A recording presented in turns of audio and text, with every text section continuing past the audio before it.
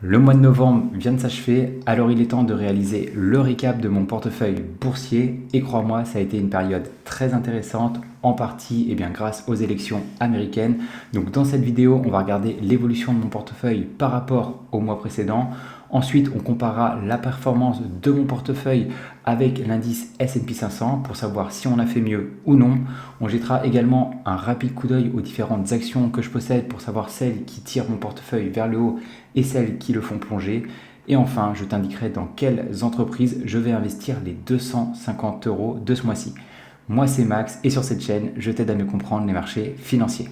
C'est parti. Alors déjà, la bonne nouvelle, c'est que le portefeuille s'est apprécié de 2,3%, ce qui est énorme en un seul mois. Il est passé de 2 798 $ à 2 891 $, ce qui représente actuellement une plus-value de 6,75%.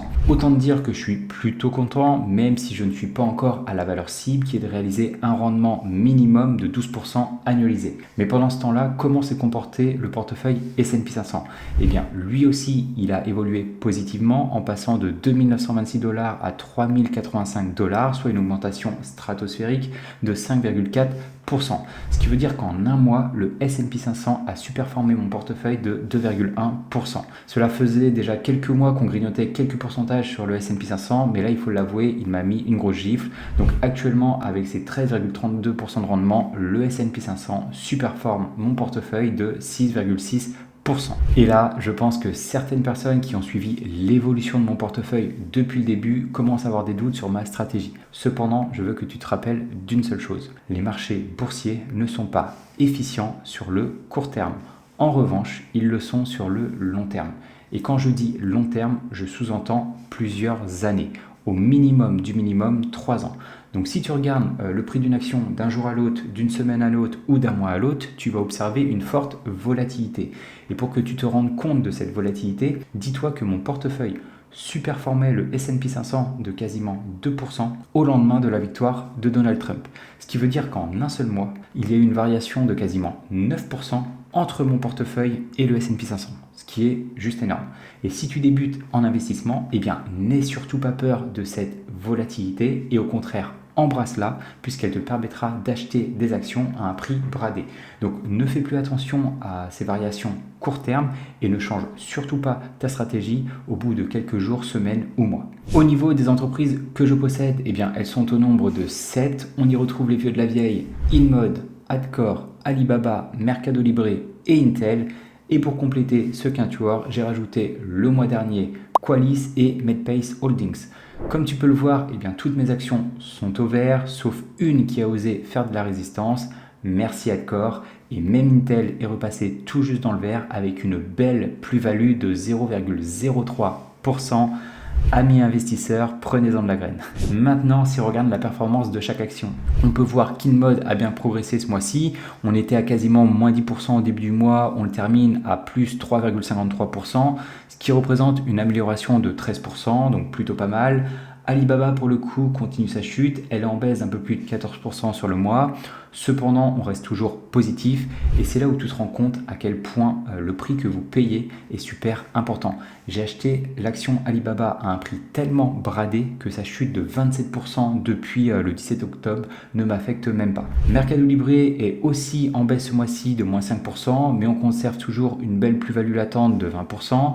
Par contre, Adcore nous a régalé avec une augmentation de quasiment 10%, tandis qu'Intel s'est légèrement apprécié de 3,5%.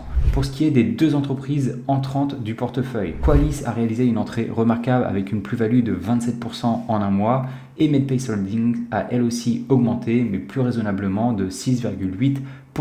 Comme je te l'avais indiqué dans la dernière vidéo, j'ai acheté Qualys et Medpace Holdings à la limite du raisonnable. Donc autant dire qu'avec ces augmentations, je ne compte pas les renforcer pour le moment. Juste avant de te dévoiler les entreprises dans lesquelles je vais investir les 250 € de ce mois-ci, je t'invite à t'abonner à la chaîne pour ne pas louper les prochaines analyses d'entreprises et rejoindre cette communauté d'investisseurs performants. Maintenant, qu'allons-nous faire de nos 250 €? Eh bien, j'ai décidé de reproduire le même schéma que le mois dernier, c'est-à-dire qu'on va renforcer 2 positions et en acheter une nouvelle. Tu pourrais penser qu'on va renforcer Adcore puisque c'est la seule entreprise qui est en moins-value, mais pas du tout. Lorsque j'utilise le calculateur pour trouver les prix d'achat idéaux, eh bien, il y a deux entreprises, même si elles sont actuellement en plus-value, qui me permettraient d'avoir de meilleurs rendements. Et pour tout te dire, eh bien, il s'agit des entreprises avec les plus grosses plus-values actuellement. Tu l'auras compris, on va renforcer les deux acteurs du e-commerce qui sont Mercado Libre et Alibaba. Pourquoi Mercado Libre? Déjà, quand tu regardes ses fondamentaux, ils sont excellents. Une dette long terme et une dette nette maîtrisée. Des croissances importantes de son chiffre d'affaires, de son résultat net et de son free cash flow. La marge nette reste assez faible, mais on voit qu'elle augmente au fil des années. Le ROE et le ROIC sont respectivement de 20% et 35%, ce qui est excellent.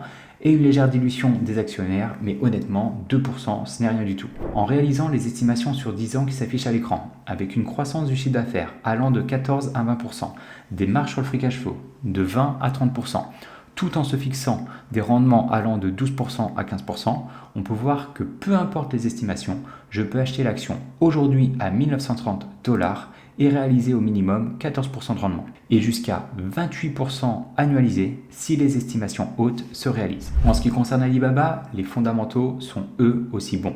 Sa dette est maîtrisée, sa rentabilité au cours des dernières années est moyenne, mais si vous la regardiez avant le Covid, les indicateurs étaient très bons. L'entreprise verse depuis peu un dividende à ses actionnaires qui est largement pérenne puisque son payout ratio est de 13%. Et en plus, l'entreprise a racheté ses actions à un prix bradé, ce qui est une excellente chose pour l'actionnaire. Alors oui, Alibaba fait face actuellement à des difficultés, mais je pense que tout ceci n'est que passager et que l'entreprise va avoir un avenir très radieux. En réalisant les estimations suivantes, qui sont à mon sens très conservatrices, on peut voir qu'en achetant l'action à 86 $, je pourrais réaliser des rendements annualisés minimum de 13%. Donc ces rendements minimum de 13 et 14% pour Alibaba et Mercado Libre me conviennent énormément, donc c'est pour cette raison que je vais investir 50 € sur chacune de ces entreprises. Les 150 € restants, eh bien, j'ai décidé d'ouvrir une nouvelle position et de devenir actionnaire de l'entreprise Enphase. Donc c'est une société spécialisée dans les solutions énergétiques solaires. En gros, elle confectionne des micro-ondulateurs qui convertissent l'énergie des panneaux solaires en électricité utilisable. Et elle propose également en fait, tout un écosystème de gestion d'énergie et de stockage par batterie pour optimiser la consommation et la production d'énergie renouvelable. Donc déjà, ce qui m'attire, c'est que l'entreprise évolue dans un secteur porteur et en plus c'est une société relativement jeune. Si maintenant on regarde ses fondamentaux, eh bien l'entreprise est endettée, cependant ça reste des niveaux tout à fait acceptables. 4 années pour rembourser la dette long terme et moins de 5 années pour rembourser la dette nette, ce n'est rien. Un ROIC cette année de quasiment 25%, c'est important. Pour chaque euro investi, l'entreprise en récupère 20 centimes, donc plutôt pas mal. Une belle croissance du chiffre d'affaires et du free cash flow et un léger programme de rachat d'actions, ce qui est OK. Les analystes s'attendent à ce que le bénéfice par action progresse énormément. Il serait multiplié par 4,5 au cours des 4 prochaines années, donc ce qui est énorme, et une croissance annualisée du chiffre d'affaires située entre 20 et 30%. En se fixant sur 10 ans, une croissance du chiffre d'affaires conservatrice allant de 10% à 20%. Des marges sur le free cash flow entre 28 et 36%, avec un PCF dans 10 ans de 20, 22 et 24.